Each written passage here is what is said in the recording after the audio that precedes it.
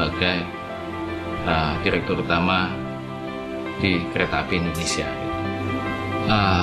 Kalau ditanya mengapa, itu saya mencoba membuat diri saya itu relevan, ya, relevan kepada bangsa, kepada masyarakat, dan kepada negara, itu atas apa yang saya bisa kontribusikan. Umur saya sekarang 51 tahun, saya bekerja sudah 28 tahun, hampir lah ya, 26 tahun, 27 tahun, potong sekolah dan sebagainya. Nah, saya pikir begini, kalau pada suatu hari itu saya diberi kesempatan untuk mengabdi, untuk membayar kembali atas apa yang sudah saya terima dari masyarakat yang membesarkan saya, itu saya pasti mau dan saya komit sih. Jadi itu yang saya kemukakan gitu. Cuma ya saya biasa aja sih ya. Ayah saya aja yang terharu sih lihat saya sih gitu.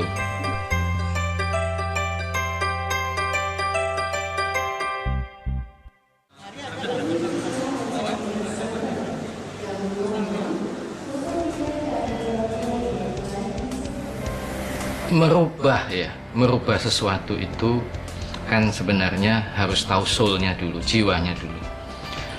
Prioritas pertama itu adalah merubah mindset daripada hampir 27.000 rekan-rekan saya yang bekerja di Kereta Api Indonesia. Ya. Jadi saya rubah mindsetnya itu dari product oriented menjadi customer oriented.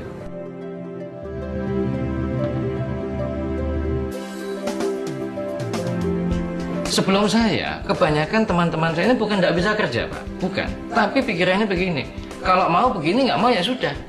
Jadi kalau kereta apinya ada yang gini, ya sudah terima. Kalau nggak terima, nggak usah ke stasiun. Saya bilang satu hari kereta api akan habis. Yang harus dirubah itu mindsetnya. Itu menjadi customer oriented. Yang dibutuhkan pelanggan itu apa? Yang notabene juga masyarakat, ya, stakeholders dan sebagainya. Itu apa? Kalau yang dibutuhkan itu pelayanan lebih baik dan sebagainya, kita harus berusaha itu. Supaya organisasi ini relevan, eksistensinya itu di masyarakat, di dalam tatanan berbangsa dan bernegara itu harus. Kalau enggak nggak bisa. Itu prioritas pertama yang saya rubah. Ya, kita itu eksis karena masyarakat itu ada membutuhkan kita. Kalau satu hari masyarakat nggak butuh kereta api, ya bubar kereta apinya.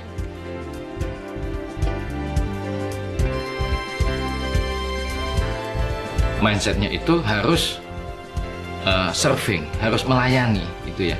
Itu sesuai dengan harapan orang lain. Bukan orang lain disuruh memenuhi harapan kita. Ini perubahan mindset itu adalah upaya seumur hidup. Jadi itu yang fokus atau prioritas yang paling utama. Nah, yang lain itu tinggal actionnya.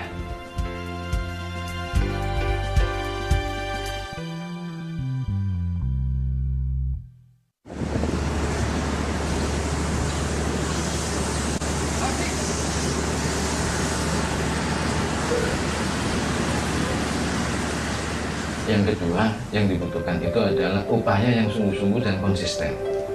Ini yang menurut saya penting sekali. Apa? Ya macam-macam. Yang saya minta konsisten itu satu adalah perbaikan dari sisi keselamatan. Kalau kami di transportasi itu safety is number one. Ya. Keselamatan itu second to none, nggak bisa ditawar. Ya. Kalau AC-nya mati, lebih baik itu lebih baik itu diterima daripada celaka. Yang kedua itu aman, Pak. Ya, tidak ada penodongan di stasiun, tidak ada perampokan di atas kereta api. Nah, baru yang keempat itu adalah service, pelayanan. Pelayanan itu mulai dari orang datang ke stasiun, itu stasiunnya bersih, ya. Ada customer service kalau ada yang ditanya. Ngambil tiket juga ada tiket cetak mandiri, ada print out, ya, dan sebagainya. Ini penting. Ya, services toiletnya ya agak bersih lah, segala macam. Penumpang saya itu hampir lebih dari 250 juta penumpang setahun.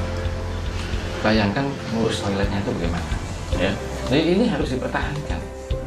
Yang terakhir itu makan waktu, dan itu berjalan sesuai dengan perkembangan zaman, yaitu kenyamanan. Kenyamanannya macam-macam. Makanya sekarang semua kereta semaksimal mungkin dipasang AC walaupun sederhana. Ini akan dimodernisasi terus. Stasiunnya akan diperbesar dan sebagainya. Kalau Anda keliling Jabodetabek, itu banyak stasiun kereta listrik. Itu sekarang sudah juga jauh lebih bagus. Setelah berubah mindset, yang dibutuhkan itu kita mengikuti perkembangan zaman. Sepanjang, nah ini penting juga, sepanjang harga yang mau dibayar oleh pelanggan kita itu reasonable, itu masuk akal. Kalau maunya harganya 10 tahun tidak naik, pelayanan naik, pasti nggak mungkin. juga. Ini jadi ada take and give yang fair lah. Kereta api itu perusahaan apa? Banyak yang ngomong ini perusahaan teknik. Saya bilang ini salah. Ini perusahaan pelayanan. It's a service company. Ya. Jadi perusahaan ini dinilai dari pelayanannya.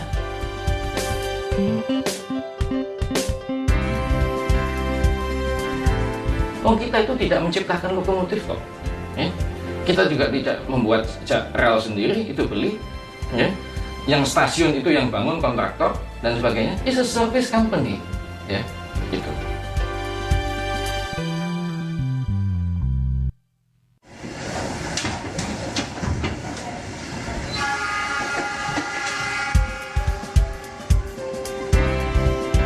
Yang tidak sepandangan untuk perbaikan itu adalah yang belum paham. Perbaikan ini manfaatnya untuk mayoritas pengguna atau mayoritas pelanggan dibandingkan dengan yang kepentingan yang lebih kecil. Saya sebagai pemimpin itu sangat perlu juga meyakinkan orang-orang yang saya pimpin itu tindakan saya itu benar dan saya tidak punya vested interest, ya, tidak punya kepentingan pribadi. Itu menurut saya penting sekali.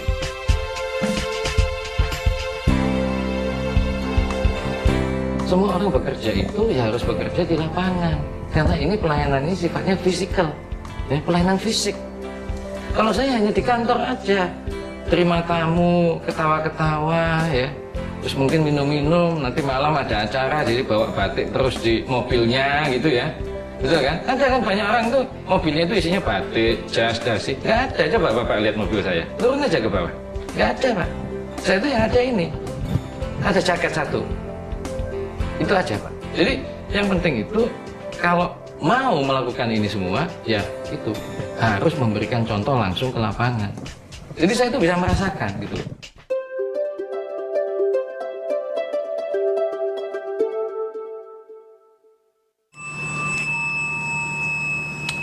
Waktu saya pertama kali tugaskan itu, saya membagi 3 kelompok atau 3 kriteria dari rekan-rekan saya di kereta api.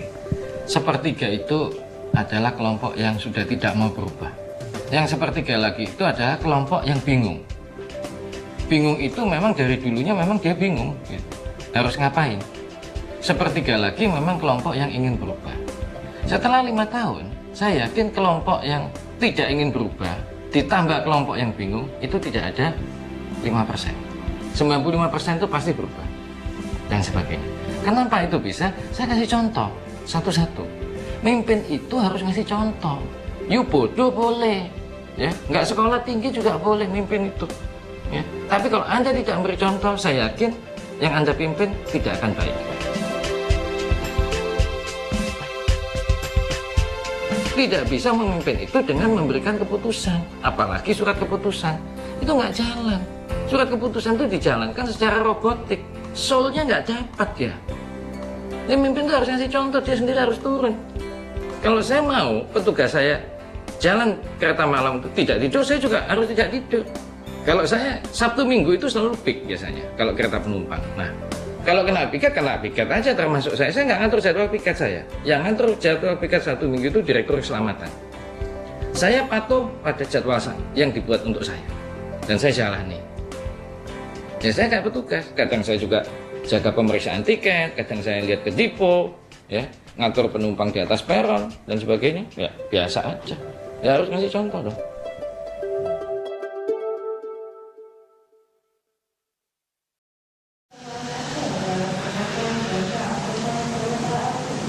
Semua pemimpin, baik atau tidak baik, pasti akan memberikan warna pada kegiatan yang dipimpin. Dalam bentuk apapun juga, itu sama. Yang kedua, saya hanya bisa memberikan masukan kepada pemerintah untuk siapa yang atau sosok mana yang cocok untuk menggantikan saya. Yang ketiga, saya berusaha 5 tahun ini membentuk organisasi ini menjadi organisasi yang sangat resilient, yang berusaha sebisa mungkin mandiri. Dan saya bebaskan organisasi ini dari dukungan-dukungan campur tangan yang macam-macam yang menurut saya itu tidak apa-apa. Ya. Jadi ini pure organisasi ini harus berdiri di atas kaki sendiri dengan pelayanan yang baik pada masyarakat.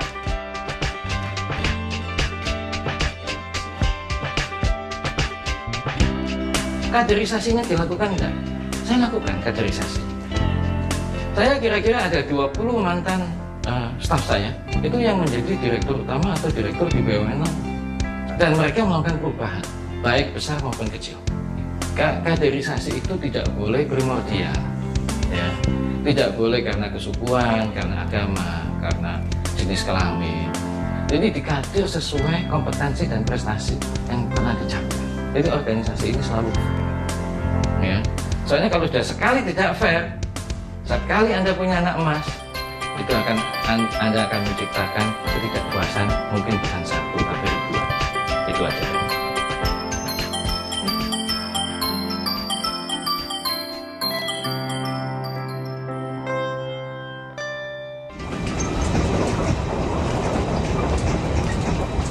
Saya selalu menganjurkan untuk rekan-rekan yang ingin secara sukarela untuk memberikan kontribusi kepada masyarakat, untuk dari awal itu jangan terlalu berpikir akan kepentingan dirinya sendiri atau karirnya. Coba dipikirkan, itu pekerjaannya itu harus diselesaikan untuk kepentingan masyarakat yang lebih luas. Nanti ada sendiri kehidupan itu yang mengatur karir, ya, mengatur hidupnya sendiri dan sebagainya. Kan kita selalu percaya semua orang bertakwa kepada Tuhan Yang Maha Esa, dan itu pasti ada.